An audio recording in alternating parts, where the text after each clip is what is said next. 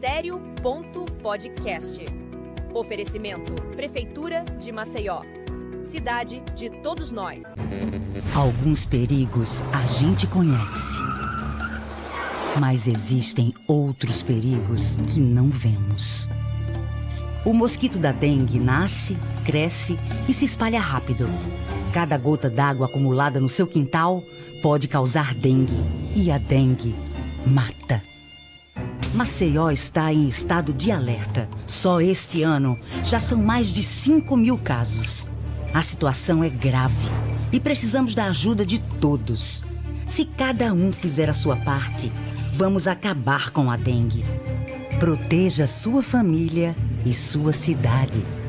Denuncie focos do mosquito. Disque Dengue 82-3312-5495 e 829-8242-8489.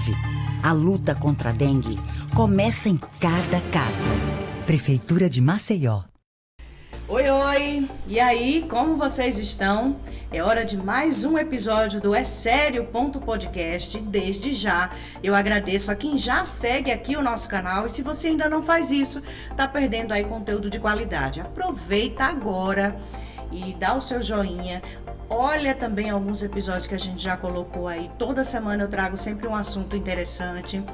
Seja na área econômica, de saúde, comportamento, enfim. Tudo que é interessante a gente coloca aqui no É Sério, tá bom?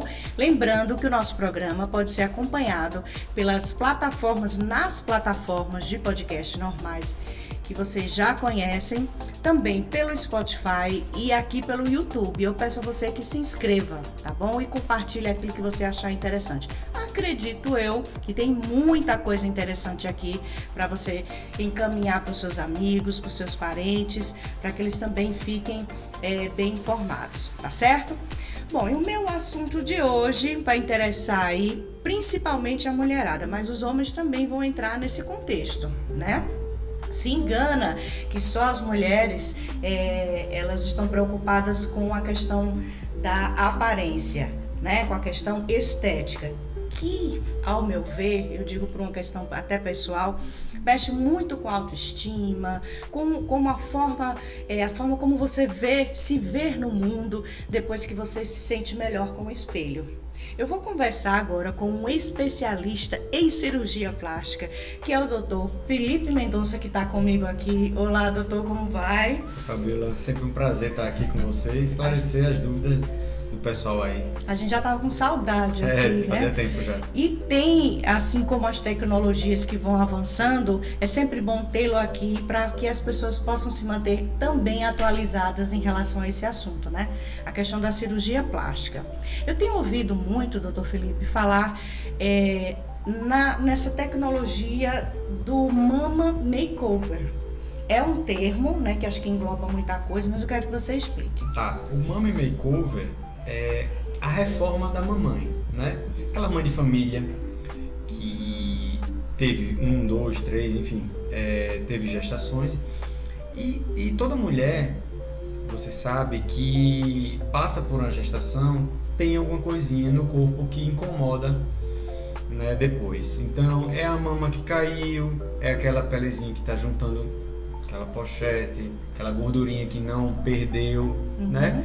Então, essa mãe, quando ela encerra a procriação, ela quer dar uma reformada. E o Mama Makeover, né, é um pacote de procedimentos que envolve um levantamento da mama, né, a mastopexia, envolve lipoescultura, envolve abdominoplastia, enfim, o tratamento do contorno corporal do paciente, devolvendo a autoestima que essa mamãe já teve, tá? Empoderando, dando confiança e segurança a ela. Aí essa cirurgia é tudo feito de uma vez só ou tem que haver aquela avaliação para saber o que é mais importante naquele momento? O que vai é uma avaliação super importante, né? E assim, tem grávidas e grávidas. Tem uma gestação que você engorda 7 quilos e tem aquela gestação que você engorda 30. Obviamente que quanto maior essa paciente engorda e emagrece depois, o estrago é maior. Sim. Então a gente tem que avaliar caso a caso e customizar uma cirurgia de mama e makeover para essa paciente. Sim. Então tem paciente que vai precisar de uma abdominoplastia e tem paciente que vai precisar de uma lipoaspiração com argoplasma. Tem paciente que vai precisar colocar só um silicone e tem paciente que vai precisar de uma mastopexia. Então isso tudo vai depender desses fatores, de quanto essa paciente engordou, o tipo de pele, o cuidado que essa paciente teve durante a sua gestação, para a gente ofertar customizadamente o melhor serviço para essa cliente. Por isso que essa avaliação prévia, ela é importante, né? Para saber o que realmente está incomodando ali, porque de repente nós que somos mães, né? De repente o abdômen ficou mais flácido, ficou uma cicatriz não tão bacana quando no caso de uma cesárea. Eu acho que vai, como você acabou de dizer, de caso a caso. Com certeza, é fundamental. Eu recebo muitas mensagens de pacientes perguntando quanto é tal cirurgia. Não dá para você falar, porque você tem que saber se você vai fazer uma lipo, se você vai fazer uma correção de cicatriz, se vai fazer uma abdominoplastia. Então, cada paciente é único e a cirurgia é customizada para esse cliente. Agora, tem um tempo padrão que deve ser obedecido para poder fazer o mama makeover? Após o parto, no caso uma cesárea, por exemplo, eu recomendo que seja após 6 meses. Agora, se essa paciente estiver com 6 meses de cesárea e estiver amamentando, não é possível fazer a cirurgia. Sim. O paciente tem que também, nesse mesmo prazo, não ter amamentado, ou ter amamentado muito pouco. Por quê?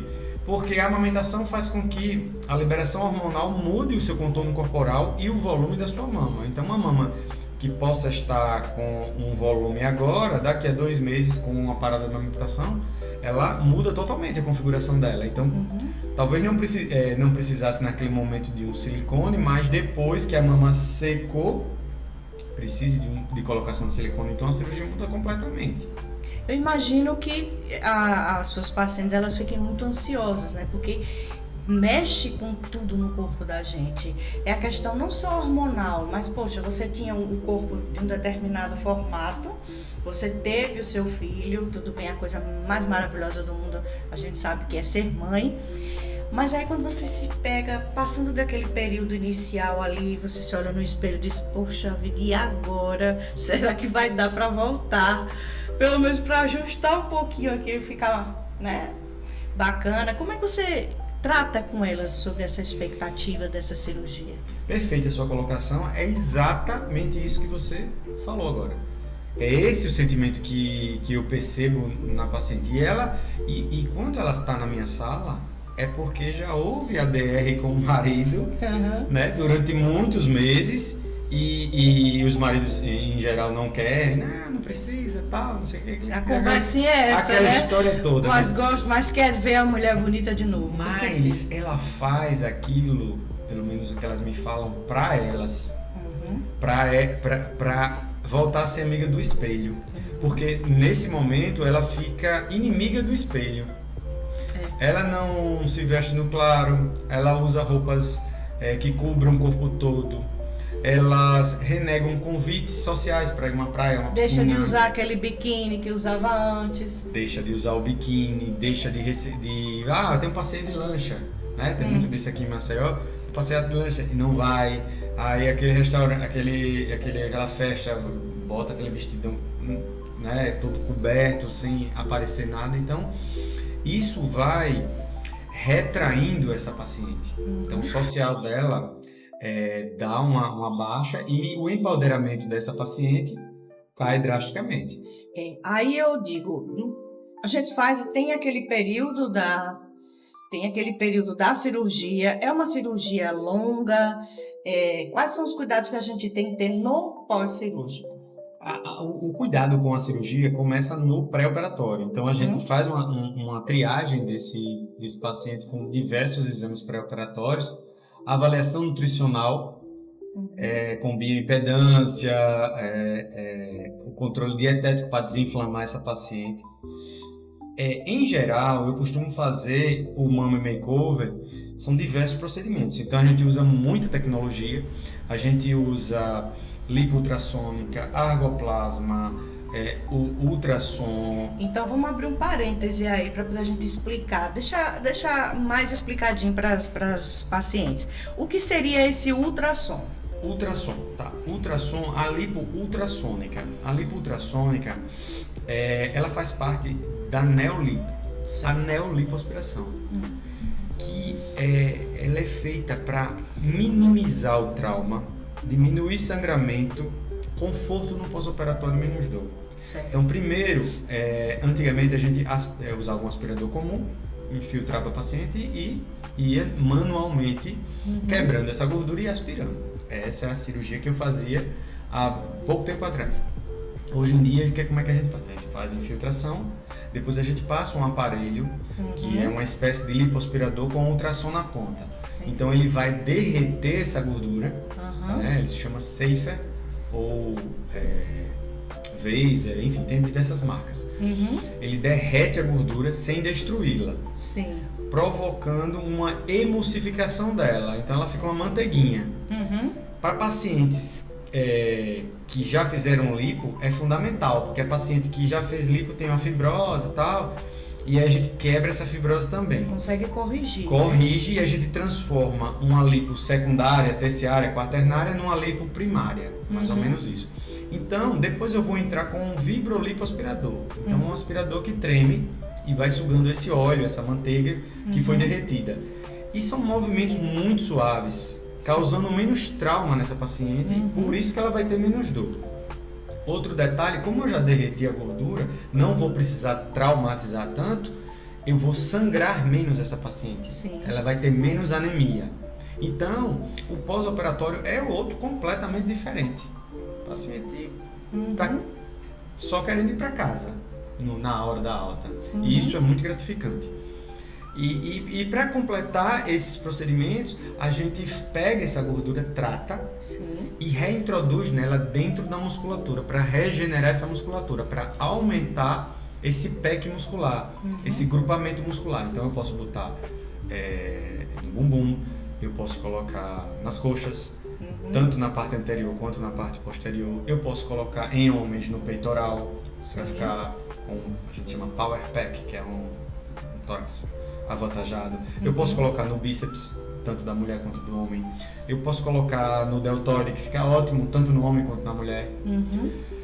Tríceps também a gente pode aumentar. Enfim, uma série de músculos que, a depender da customização dessa cirurgia, a gente vai atuar. O grau de definição e tal. Por fim, né, tem muita coisa, muito passo. A gente coloca o argoplasma, que é um aparelho super sofisticado que faz a retração de pele.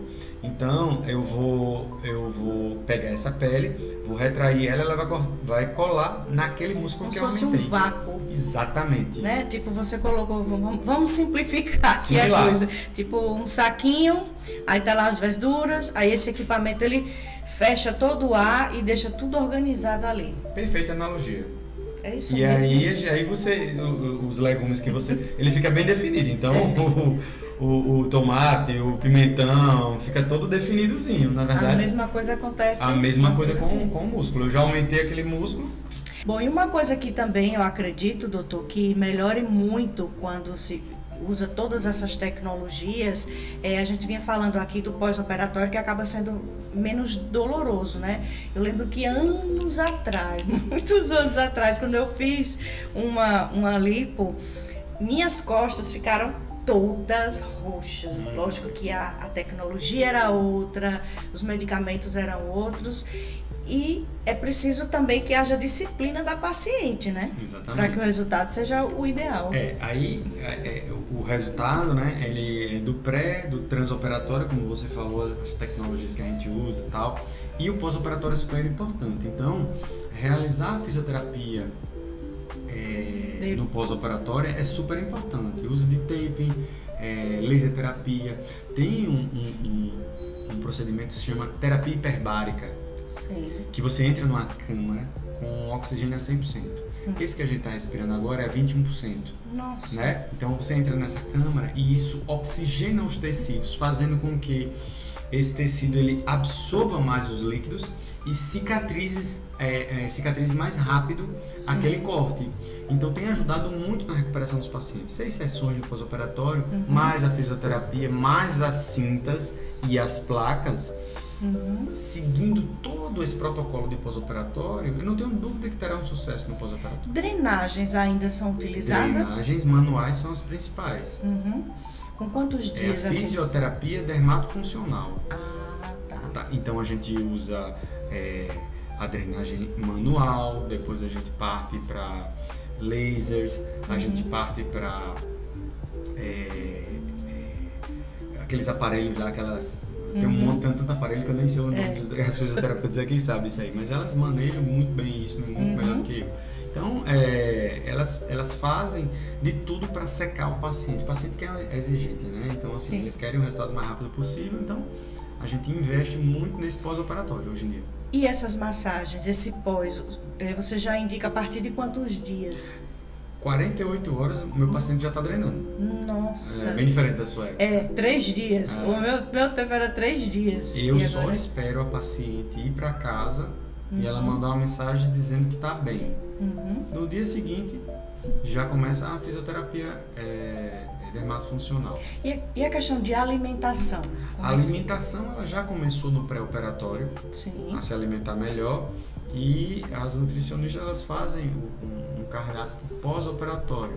Então essa paciente vai precisar de vitaminas do complexo B, vitamina D, ela vai precisar de ferro, porque foi exfoliada, ela foi desgastada na cirurgia. Apesar da gente usar todo esse arsenal de tecnologias para minimizar o impacto da cirurgia, ela vai causar um impacto. Tem paciente que eu tiro 5 quilos, 6 quilos, 8 quilos, 10 quilos. Sim. E a paciente no outro dia tá jogando bola. Nossa. Mas são 7 quilos, 10 quilos, isso tem alguma repercussão. Com certeza. Né? Hemodinâmica, que a gente chama. Então, via das vezes ela tem uma quedinha de pressão, ela tem um pouco de anemia, né? Porque apesar do tecido sair sem sangue, mas tem uma perda, né? Por menor que seja, mas como a quantidade é grande, ela tem uma perda. Gente, o Dr. Felipe, ele também é uma referência aqui em Alagoas quando a gente fala de mastopexia, de abdominoplastia. Esses nomes, eles podem parecer aqueles nomes bem estrambóticos, assim, mas não. E tem muitas dúvidas, né, das pacientes em relação a isso. Por exemplo, a questão da cicatriz, né? Antes as cicatrizes eram maiores. Pelas suas tecnologias, né, o que você aplica hoje em dia é o mínimo possível, né? A mastopexia, que é quando a gente precisa levantar a mama, né? Que é a principal cirurgia da mama. Seria o lifting de antigo? Isso, exatamente. Antigamente. Exatamente. A gente faz o levantamento da mama com a técnica short scar, que é uma cicatriz curta, né? Em tradução. E aí eu gosto muito de fazer o L, né? Cicatriz em L, que a gente deixa o decote livre de cicatriz, né? Quando não é possível, a gente faz um T, mas é um mini T. Sim. A depender de cada caso. Então, as minhas mastopexias hoje em dia, eu coloco o mínimo de cicatriz possível. Por quê? Porque a cicatriz, ela envolve vários fatores. E o fator cirurgião, ele termina no final da cirurgia. Então, ele usou a melhor técnica, o melhor fio e terminou a cirurgia. A partir dali, é o organismo da paciente. Entendi. É o DNA dela. Então, a produção de colágeno, o tipo de cicatrização, a reação inflamatória, aqueles pontos que a gente deu, são da paciente. A gente tenta modular isso aí para que, se por acaso a gente vê uma inflamação, uma reação aos pontos que a gente deu fora do normal, a gente tenta modular isso. Com corticoide e tal, mas às vezes a gente não consegue porque é uma coisa interna do paciente. Entendi. E aí a gente trata isso aí, porventura tem uma deiscência de ferida, abre um pontinho, outro, a gente corrige isso aí, tá? É possível a gente ter uma hipertrofia, e uma queloide. Sim. Queloide seriam aquelas ondulações que ficam em cima da cicatriz. Exatamente, ela faz uma lombadazinha, né? Uhum. Você passa o dedinho, vem reto e faz a lombada. Então a gente vai usar o quê? Corticoide. O que é isso? Porque é uma cicatrização que passou da conta de ser boa. Uhum. Então ele enviou muito colágeno para lá em excesso e não teve o que acontece na maioria das pessoas, que ele bloqueia. Chega um certo momento, quando o colágeno enche aquela região que deixa a cicatriz firme, ele dá o stop. E nos pacientes que têm hipertrofia ou queloide, esse stop não acontece. Ele continua a mandar colágeno e aí ela fica alta. Agora, uma dúvida que eu escuto muito das minhas amigas é em relação à questão do colocar ou não silicone, né? E sobre esse sutiã interno que vocês falam. Tá. A colocação ou não do silicone vai depender da expectativa e do que ela quer para a mama. Uhum. Porque o que acontece? Quando você coloca um silicone, você utiliza a técnica de short scar para ter a cicatriz pequena, mas por dentro a gente vai usar a alça muscular para estabilizar essa prótese e vai colocar o sutiã interno para fazer a estabilização inferior dela. Entendi. E aí, o que é que esse resultado vai entregar? Vai entregar uma mama mais redonda, mais dura e com mais colo. Por quê? Porque é um produto diferente da mama, ele é duro. Sim. E ele fica preso lá. Uhum. Então, você vai ter mais colo. Então, seria uma mama mais instagramável, vamos dizer assim. Sim. Diferentemente de uma mastopexia sem a prótese. Certo. Na qual eu vou utilizar o tecido que ela me deu.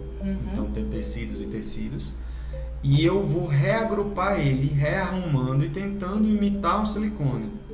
Mas é um material totalmente diferente. É o tecido glandular e gorduroso da paciente.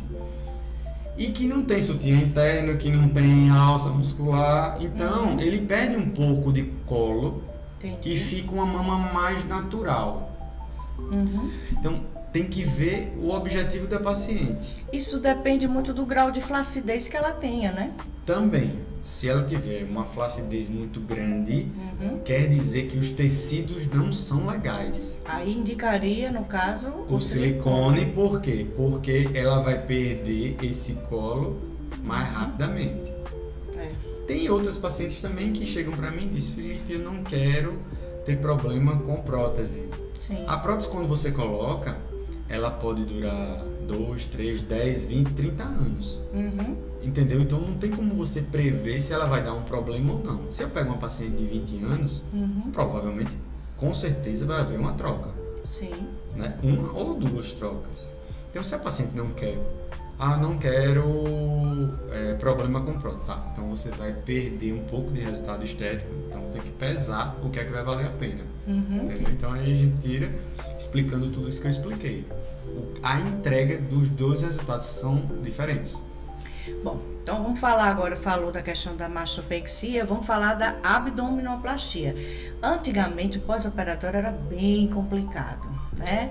Às vezes cicatriz não cicatrizava direito, o resultado não tinha, era muito dolorido. Eu imagino que com todas essas suas técnicas a coisa esteja bem melhor, né, doutor? Bem melhor, o resultado é melhor, por quê? Porque a gente usa essas tecnologias e técnicas para quê? Para diminuir a cicatriz ou não realizar a cicatriz. Nossa. Então a gente pode fazer abdominoplastia sem cortes, que é a Mila. Sim. Que é por vídeo. Então a gente consegue fazer a costura da diástase, né, a sutura da diástase por vídeo, consegue fazer os enxertos musculares para dar a definição e por fim o argoplasma. Agora, são casos específicos. Então a gente vai customizar para cada paciente. Se o paciente tem uma flacidez grande, muita estria, não estaria indicado. É melhor que você faça uma abdominoplastia convencional.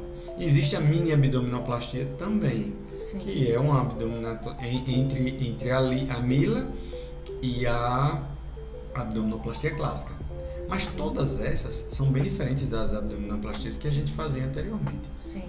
Mesmo fazendo abdominoplastia, eu consigo dar um uma modelagem nessa musculatura, traços bem bacanas. Hoje, essa semana eu tive alguns casos de retornos de 2, 3 anos atrás, que você vê a musculatura é bacana.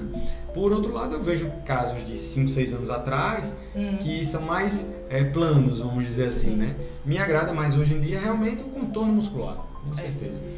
E eu tenho pego muita paciente minha mesmo, antiga, que volta agora para remodelar. Exatamente, para secar e botar as linhas de definição, porque elas gostam do que estão vendo. Porque é como você falou, digamos assim, o shape de antigamente era aquela coisa mais batida. Isso. Né? Tanto as costas, também tinha muito isso, quanto a barriga era tudo sequinho, por isso que diz que é chapada. Mas hoje a gente está vendo que para que fique um aspecto mais natural, o ideal é que tenha essas ondulações, assim, o tanquinho, aquele tanquinho que não consegue ir lá na academia, mas a cirurgia também já ajuda. Para quem faz, por exemplo, bariátrica, eu imagino que a abdominoplastia deve ser uma das cirurgias mais procuradas, né? Com certeza. A gente, para quem faz bariátrica, é uma perda de peso em massa, né? São 30, 40, 50... Tem um paciente meu que perdeu 70 quilos, tem paciente meu que perdeu 100 quilos. Então, assim, ele destrói a pele do paciente, um emagrecimento em massa desse. Então, são casos sempre mais difíceis. Graças a Deus, a gente tem uma clientela muito grande nessa área e eu me considero com uma expertise boa em relação ao tratamento do paciente pós-bariátrico. Então a gente utiliza todas essas técnicas que eu falei para tentar diminuir as cicatrizes, porque anteriormente só tinha a opção de corte e costura. Sim. Tira fora a pele em excesso. Hoje em dia a gente consegue dar uma modelada e aproximar esse paciente pós-bariátrica de um paciente convencional, um paciente de estética. Então assim, eu estou trazendo a cirurgia reparadora cada vez mais para a estética. Sim. Entendeu? Então, a gente minimizando os cortes, minimizando cicatrizes, melhor para o paciente, menos morbidade no pós-operatório e um retorno mais rápido à sociedade. Eu imagino que uma cirurgia assim, do pós-bariátrico, por exemplo, a equipe é uma equipe multidisciplinar ali com você na sala de cirurgia, né? Exatamente, a gente tem uma equipe grande, né? São cirurgias longas, são cirurgias de alta performance que a gente fala, né? Então, assim, é um cuidado. Então, assim, a gente trata bem as costas, como você falou, trata bem direitinho as costas, depois a gente parte pro braço, faz as definições, seca o braço da paciente, cola aquela pele, faz glúteo, faz posterior de coxa, porque tudo está envolvido. Não adianta você tratar um braço sem tratar o ombro da paciente. Não adianta você tratar o bumbum sem tratar o que sustenta o bumbum, que são as musculaturas da coxa. Então a gente trata a coxa para criar estacas, né? Para dar sustentação a esse bumbum. Depois disso a gente vai no bumbum propriamente dito. E aí vira o paciente de frente, faz a abdominoplastia, né? A gente consegue hoje em dia já quase que 100% de evitar aquela abdominoplastia em âncora que a gente fala, que é aquela que tem um corte no centro mediano do abdômen e faz uma âncora mesmo, né? Então hoje em dia a gente consegue, em quase 100% dos pacientes, fazer a abdominoplastia convencional, com o uso do argoplasma, com o uso das técnicas, para não precisar fazer aquele corte. Quando a gente pensa em cirurgia plástica, em fazer uma cirurgia plástica, é sinal de que você já se olhou no espelho, já viu todas as mudanças. Algumas pessoas já tentaram fazer aí suas...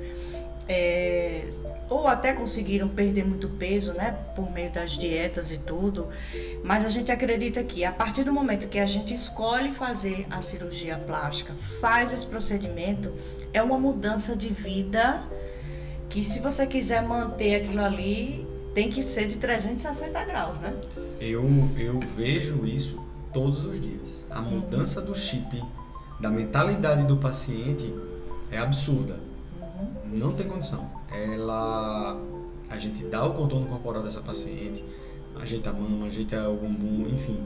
E eu vejo isso no meu programa de consultório. que tem uma fotozinha, que é uma primeira consulta da paciente, tem uma fotozinha dela, e a paciente depois de 6 meses depois volta para algum retorno, aí eu pego assim, viro o computador, mostro para ela, olha como que você era. Aí ela, doutor, deixa eu tirar uma foto, aí vai tirar uma foto da tela aqui para ver como é. Quer dizer, muda totalmente. Então, comer melhor, começa a praticar atividade física. Aquelas linhas de definição que a gente falou há pouco tempo atrás, proporcionam elas a potencializarem aqueles músculos, porque elas estão vendo o músculo e na academia elas vão direto naquele músculo. Eu quero melhorar o bíceps, o tríceps, o abdômen, e elas vão lá no oblíquo, é muito bacana isso aí. E aí come melhor a atividade física e melhora todo o ecossistema dessa paciente. Muda tudo, né? Porque eu acho que há essa virada de chave. Você não tem coisa melhor do que você se olhar no espelho, você se vê diferente ali. Você passa a se relacionar melhor com as outras pessoas quando você se relaciona melhor consigo mesmo. Eu sempre escuto isso. Então, se você tem vontade de fazer uma cirurgia plástica, procura um especialista. E aí que eu pergunto agora, quais são os cuidados que a gente tem que ter na hora que vai pensar em fazer uma cirurgia plástica, doutor? Olha, primeiro tem que escolher o médico, né, que seja certificado, um médico certificado com todas as certificações de sociedades, e, enfim, de preferência que tem alguém que já tenha operado e tal. Pegar o máximo de referências possíveis. De referências, né? e sentar com ele, conversar, ver o que é que se ele vai entregar o que você busca, né? Ver quais são as técnicas que ele usa, as tecnologias. Acompanhar. Hoje em dia, as páginas amarelas é o Instagram, né? Então, dá uma olhada, dá uma stalkeada lá, vê se você sente empatia, né? Então, a relação médico-paciente é super importante, com a relação de confiança, né? Você está entregando o teu corpo pro médico. Então, você tem que confiar muito nele e ir com ele até o final. Porque a partir do momento que você confia, você tem que acreditar naquilo, né? Então, eu recomendo isso, escolher uns hospitais bons, né? Aqui em Maceió só tem, quase todos os hospitais são equipados com UTI e tudo, para uma eventualidade, né? Então, acho que E aí, assim, por exemplo, numa cirurgia dessa, você conta o quê? Com você como cirurgião, tem um anestesista, os auxiliares, anestesista, fisioterapeuta e as enfermeiras. Então, depois da cirurgia, eu tenho um serviço bem legal, né? Que no dia seguinte vai a minha enfermeira lá no quarto da paciente, dá um banho, faz uma drenagem, coloca a cinta dela, às vezes até maqueia e penteia o cabelo lá, faz uns nossa, que já bacana. deixa ela gente, tratamento VIP. Como não se sentir bem com um tratamento desse, doutor? E aí, quando eu chego lá, a paciente tá com um sorriso da orelha a orelha, já comeu, já tomou banho, toda maquiada e tal. Aí eu acho assim que isso dá muito mais ânimo, até para que ela volte a ter uma vida que talvez ela tinha esquecido ali naquele período que ela se enclausurou. Exatamente. Né? Dá mais vontade de você sair, colocar aquele biquíni, participar dos eventos, namorar de novo. A gente faz um negócio muito legal, a gente cria um grupo do WhatsApp na véspera da cirurgia e a gente bota um anestesista, bota físio, enfermeira, recepção da clínica, enfim, todo mundo imbuído para ajudar ela e para servir ela, tá? E aí a gente faz as fotos da cirurgia, a família às vezes fica vendo o grupo e aí a gente vai mandando os resultados, que vai fazendo a cirurgia, filma e tal, e mando lá. E aí ela já no pós-operatório imediato, ela já vai lá e já vai vendo o que foi feito nela, né? Então já chega lá super agradecida e feliz.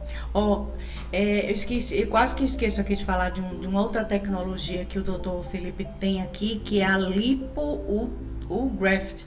O que se trata? Quando a gente aspira a gordura, eu até citei aqui, mas eu não especifiquei. A gente aspira a gordura do paciente e a gente põe ela para tratamento. Sim. A gente bota uma poção mágica lá e depois a gente vai reintroduzir para regenerar e aumentar a volumetria daquele músculo que a gente quer aumentar. e ela é guiada por ultrassom. Certo. Então, eu não vou acertar vaso, eu vou exatamente na fibra muscular. Eu pego essa gordura, vou com uma agulhinha especial e coloco dentro do reto abdominal, do oblíquo, do bíceps, tudo guiado por ultrassom. Então, dá uma segurança a mais ao paciente.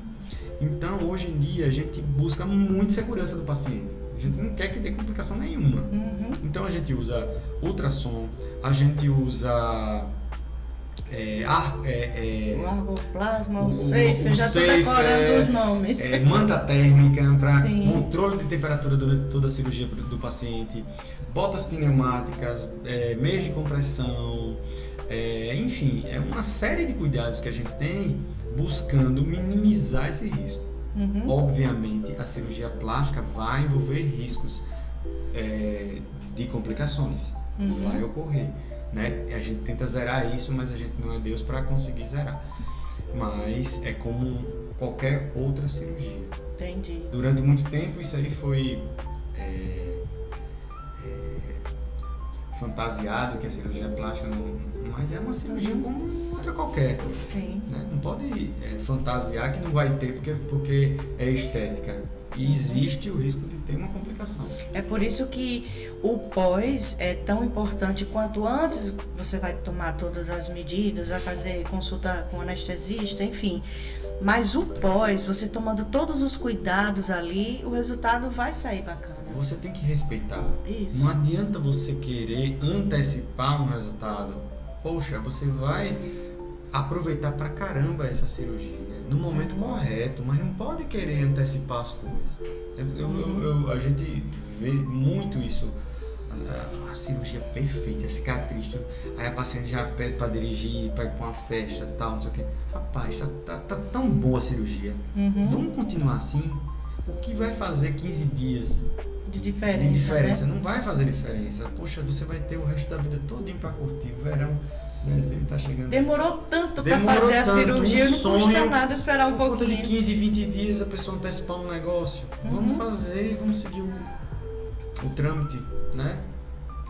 Não pode romantizar a cirurgia plástica como outra cirurgia. Pode romantizar porque é uma plástica que é perfeito. Não, existem coisas que podem acontecer. E a gente tem que respeitar porque a gente já sabe a novela. E se acontecer, a gente tá lá para resolver, para contornar a situação. Perguntinha, já há quanto tempo já que você faz cirurgia plástica? Já vai para quantos anos? 2009 para cá, dá o quê? 10, 12, 15 anos, 16. Nossa, por aí. Um bocadinho.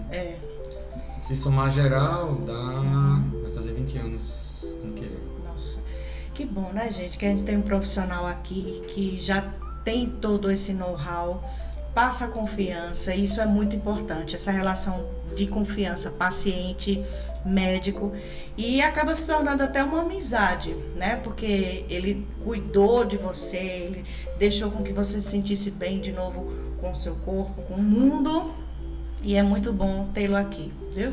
Ei, Maceió, eu sei que você vive viajando aí. Toda vez a gente procura. Eu tava tentando marcar essa cirurgia já com o Dr. Felipe há muito tempo. Aí lá eu tô indo pra França, tô indo pra São Paulo para mais uma capacitação e assim vai, né? Depois a gente vai falar sobre o procedimento novo que a gente tá fazendo, né?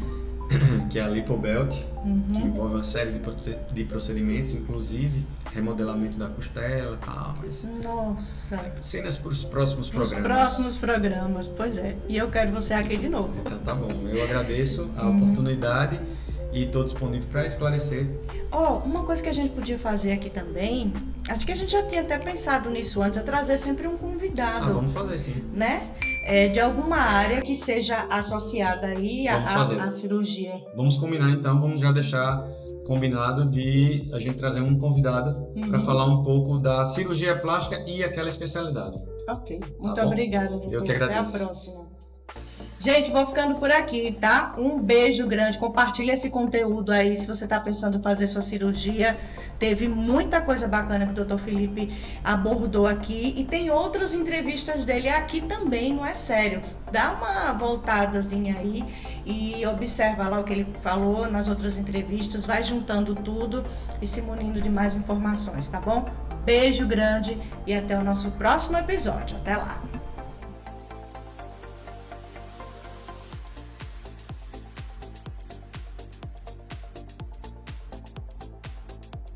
Sério.podcast. Oferecimento Prefeitura de Maceió. Cidade de todos nós. Alguns perigos a gente conhece. Mas existem outros perigos que não vemos. O mosquito da dengue nasce, cresce e se espalha rápido. Cada gota d'água acumulada no seu quintal pode causar dengue. E a dengue mata. Maceió está em estado de alerta. Só este ano já são mais de 5.000 casos. A situação é grave e precisamos da ajuda de todos. Se cada um fizer a sua parte, vamos acabar com a dengue. Proteja sua família e sua cidade. Denuncie focos do mosquito. Disque Dengue 82-3312-5495 e 829-8242-8489. A luta contra a dengue começa em cada casa. Prefeitura de Maceió.